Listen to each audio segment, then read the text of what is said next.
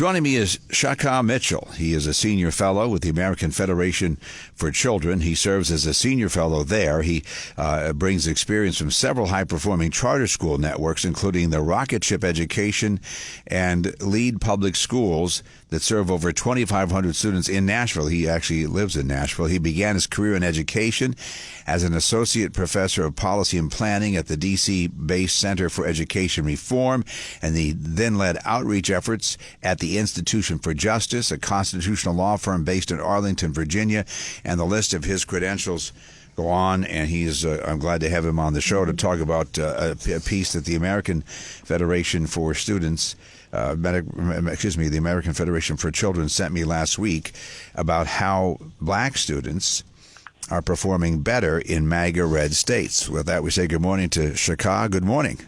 Hey, good morning, Bobby. Thanks for having me. Yeah, great to have you on the show. I appreciate you joining us. Absolutely. So tell you go ahead and give me the numbers here. I'm assuming you have the same piece that I have, that the black parents and students started to flock to states with. Well, go ahead. I don't want to see your chum. Go ahead and tell them what's going on. No, very excited to be with you and share. I mean, as everybody listening knows, the past 2 years, 3 years really, have been just terribly disruptive to anybody with kids, anybody around education, whether you were, frankly, a teacher, an administrator, but especially parents and students. You know, the past 3 years have just been a mess. But what we found is that those 3 years were especially hard on students, you know, in districts that were already underperforming. And you had a lot of these districts and frankly, not to get too political here, but you had a lot of these districts in blue cities, in blue states that did not have in-person learning, and the kids really suffered. So what we found is that in the past few years, you had, I think, 1.2 million students have left the public school system and have gone to private schools. Many of those are students of color, and they seem to be thriving based on the most recent data. 1.2 million, yeah, they have flocked because of, and it really comes down to parents want choice. It's so interesting. I've talked about this in the past, how the left wants us, and especially since you look at where most abortion clinics are in inner cities, they certainly want blacks and minorities and poor whites to have the freedom to abort their child, but not the freedom to educate their child where they want to. It's really an interesting a really interesting thing that goes on there. And so these students that have left those blue states, I mean, we also help a charity down here, a Home for Children. I remember talking to some of the kids and why they ran away from home, why they were truant, why they didn't go to school. And it was shocking to hear, for my audience, to hear kids say, I was afraid to go to school, I was afraid of getting killed on my way to school, I was afraid of getting killed at school. Can you imagine a kid in Chicago? How is he supposed to be focused on education when he's worried about getting out alive and not being bullied and beaten up? That's right. Well, and Chicago's a great example that you give because, the Chicago public school system really just bowed down to the teachers union. And what one of my colleagues found is that school closures had almost nothing to do with, say, the incidence of, the COVID virus, right? It wasn't like you saw COVID over here and that's where school shut down and you didn't see it in another state and it stayed open. No, the biggest predictor of whether or not a school closed was, frankly, teachers' union influence. And so Chicago is one of those where the district was shut down. The mayor failed to show leadership. She will no longer be the mayor after she didn't even make the runoff recently. But, districts made decisions like that, unfortunately, across the country. Now, on the flip side, if you were to take all of the Catholic schools in the country, if you consider the Catholic schools as sort of their own state, they performed the highest in the country on the recent what's called the Nation's Report Card. So, again, parents want choice, and it's not just, say, suburban parents. It's parents across the socioeconomic spectrum. 75% of black parents want more choice. Boy, if you took all the Catholic schools and had them as one state, they perform the highest. That's really interesting. Now, what's also interesting, though, what I'm concerned about, and I don't know how much you're paying attention to this or how I'm imagining you guys are aware of this, So even in Catholic schools, though, you're getting some of this creep, some of this critical race theory being interjected, some transgenderism being and classes on that being interjected. They say that if you want to get federal money, you still, even though you're a charter school or a Catholic school, or even they say homeschool, there's certain criteria that the students have to pass in order for you to get for them to to get the accreditation. So are you noticing that creep into the schools of this agenda, this leftist, that what they can't do by indoctrinating you in leftist schools in Chicago and major cities, they're doing now by regulation of all schools? Yeah. You raise a really good point, and unfortunately, this is something that I think is frankly inescapable, but especially inescapable in the public school system. Here's why: because public school boards, it's basically it's a popularity contest, right? I mean, school board members often just kind of stick their finger in the wind and see which way it's blowing, and that's what they do. Which is to say, if something is really trendy, right, whether that's culturally, politically, whatever, they want to jump on with the latest trend. Well, that can change in 2-3 years, right? I mean, most of the stuff that we're talking about now, culture-wise, we weren't talking about 10 years ago. Well, what are we going to be talking about in another 10 years? Who knows? One of the reasons we believe school choice can be kind of an off-ramp for parents who want to get out of that system is because at least when you go to a private school, when you participate in a homeschool co-op, you know what you're getting, right?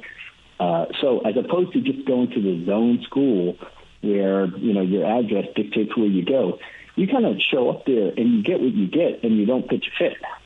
That's different in a private school. If you don't like what they're doing, you say, hey, Principal Mitchell, this isn't working for me and we're going to go somewhere else. And when you start to empower parents to move with their feet, that's when administrators have to be responsive to that and really have to be transparent about what they're teaching.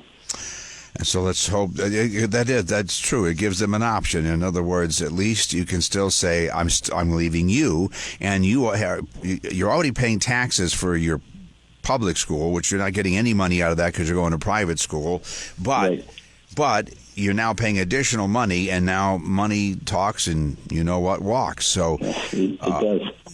In Allentown, by the way, we pay the average. I have a guy that's a local politician has been keeping track of this. I think it's $23,000 per student. They keep saying we need more money, but with the increased money, the actual graduation rates have fallen. And then they try to blame it on charter schools. Well, that's draining us of the money because with the charter school, 80% of the money leaves with that student that goes to a charter school. But they still keep 20% to educate no one because that student left. But there is a battle against. They're trying to shut down. They actually refuse, even with their horrible record, they refused another charter school. So we got that battle on our hands too, because that's the next battle. And then, so what would you like to see? No public schools, a voucher where everybody can go to public school, private school, wherever they want to go. What ideally would you think would be the best solution so that all kids have the chance to get a good education? Well, it's a great question. And, as you mentioned Allentown, Allentown, the city school district of Allentown got $150 million from COVID, just COVID. That's almost $10,000 per student addition on top of what it was already getting, and where are the results, right? But to your question, what do we want? We really believe in giving all parents, regardless of their income, regardless of what they look like, we believe that parents have the right to choose the best educational setting for their children. These children are not wards of the state. They are in the care of their parents. And so we believe we got to empower parents. We got to fund students and not the system. And so, one way to do that in Pennsylvania, we look to Governor Shapiro. He said during the election that he supported scholarship programs. I'd love to see those increase. Right now in Pennsylvania, you've got the couple different scholarship programs but not every kid can access them. Let's increase the access. Let's get that dollar amount up. Right, you can just transfer the money right over and let parents really have the power. Yeah, there is such a thirst. It's interesting. They say, the students that do best are kids who have their parents involved. And so we think, okay, that's why kids at the richer public schools do better. That's why kids at some of the better private schools do better, because their parents are involved.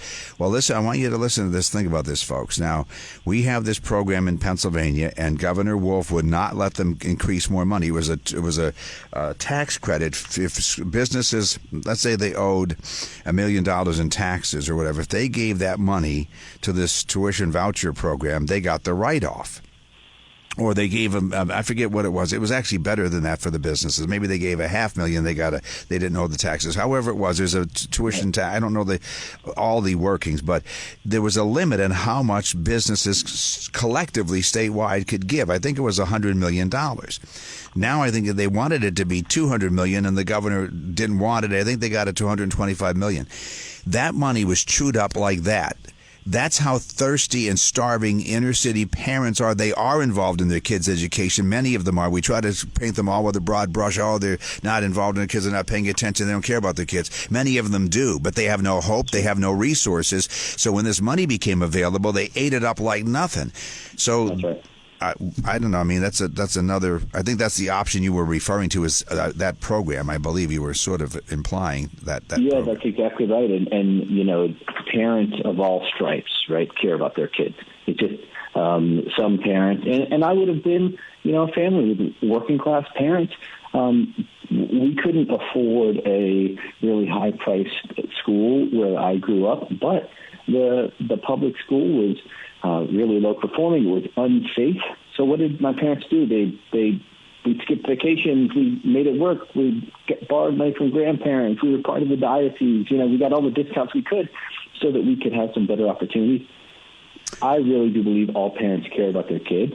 If state legislators really wanted to do something bold, they'd to empower those parents and let Pennsylvania kind of stand out and be a bright spot. Join the rest of the states that are enacting school choice programs and really having a big impact this year. Yeah, I'd have just to make a slight nuance. I think most parents care about their kids, and there are rich parents who don't care about their kids. There are poor parents who don't care about their kids, or they just don't. But I do believe the majority, regardless of skin color, background, religious background, whatever, they want a better education for their kids, and that is something that unites us all. But they want us to be divided along that. By the way, when they're teaching critical race theory and teaching black kids or white kids are horrible, who they had nothing to do with slavery, I just think that's an abomination. It really is. But here's give us a statistic from your story. School choice: black students in Florida are outranking black students nationwide. That was not the case before they started this. It was Jeb Bush, you got to give him credit, who started this education choice. And so again, Florida, black students in Florida outrank all other black students nationwide because that's where they have the best school choice. So you can sit there and say that's anecdotal. I'd say the numbers don't lie. Why? You tell me, why are they getting such great results? That's right. And, Florida's got such a range of school choice programs. It's just a really rich climate. And by the way, I think that's set to increase. It looks like the Florida legislature is going to expand these programs and make them applicable or available to any child in the state who wants to participate. And I don't think, by the way, that this is going to mean the death of public schools. What I think it's going to mean is that the rising tide lifts all boats, right? We're all going to start to get better with some competition. I'm glad you brought that up because the Urban Institute study in Florida did a study over the last 10 years. This is in that report up here at, again, the American Federation for Children. Their website, by the way, federationforchildren.org, federationforchildren.org. This Urban Institute study in Florida found the last 10 years, not only did the private school students see gains, but so did the public students, too. As you just said, school choice is the tide that lifts all boats. It might be because the public schools have to up their game. It might be because they're teaching less students, so the student-to-teacher ratio is better for them. I don't know why. I didn't get to read into the weeds here is why, but it's not you just said that, but that's an actual, well, the study says that happened. And again, of course, they'll say that's anecdotal because it doesn't fit their template. That's right. But I'll tell you what, I mean, anybody who is familiar with the Urban Institute, like this is not a particularly right-leaning organization, right? And so for the Urban Institute to acknowledge what the facts are, and that is that kids, especially kids of color, are doing much better when they're participating in these choice programs, right? When schools are inviting parents in and saying, hey, we want you to engage in this process. We want to partner with you in educating your kids. That's when some meaningful stuff really happens, not when the school sort of kowtows out to the union and says, we're not even going to have school this year. Right? I mean, what else should we expect but really low performance and disengaged families in communities like that? And that would be, LA is about to go on teacher strike. Yeah. You saw it in Chicago. You saw it in Oakland. I mean, it's just really abysmal for these kids. And then when you have parents that are engaged, you have a Department of Justice with the Biden administration that says that those parents are a terroristic threat. That's just wild. Again, Shaka Mitchell, Senior Fellow with the American Federation for Children, federationforchildren.org, federationforchildren.org. I appreciate it, sir. Thank you very much. And you can help them. Go up there and check out how you can help. And it just says there's a button that says "Join the Fight." Help them and join the fight. Thank you. Absolutely. Thanks, Bobby. Thank you. News Radio 790 WAEP.